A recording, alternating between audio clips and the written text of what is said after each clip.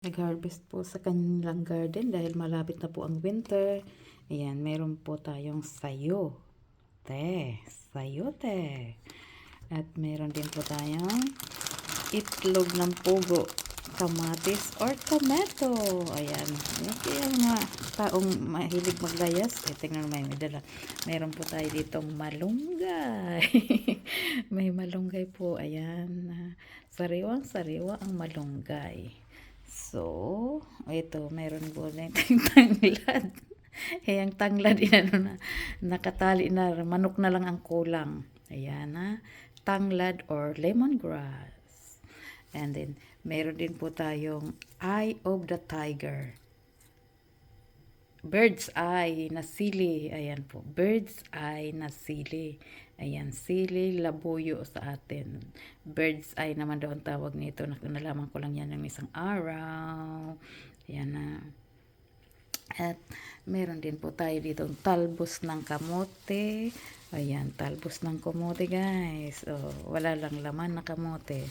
Kaya tayo ng kamote. Pwede na tayo ng tinola. At meron din po tayo ditong kangkeng.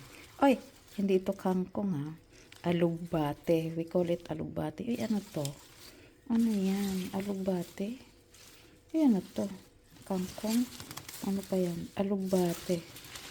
Alog na si bate. Ayan, alugbate guys. Thank you.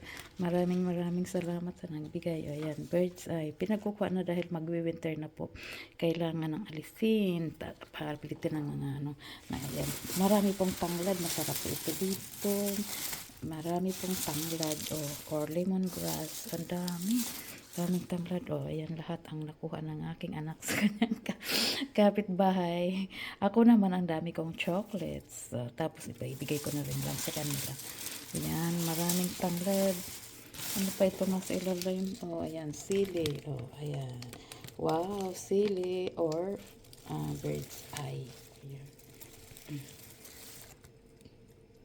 Ayan. So, pag lumalakwat siya talaga may nadadala pa uwi. Yan lang po. Maraming salamat. Balon, meron din po akong Revlon binigay sa akin. Yan na po. Maraming salamat po. Ayan. Meron po akong muffins. Ayan. Meron din pong muffins na binigay. At ako din ay may dala akong photo galing doon sa aking pinuntahan sa Riverstone. Maraming photo at marami din chocolate. Dala din po akong chocolates kasi yung aking pinuntahan ay nagtatrabaho sa Lindt. Kaya, ayan, meron ako mga chocolate. Libre lang yan. Marami to. Pero, yung iba binigay ko na rin lang. Ayan, meron po. Ito ang ating mga na hakot. Hakot sa kapitbahay. Ayan guys, maraming chocolates. At syempre, libre lang po yan. Libre lamang. Maraming salamat po.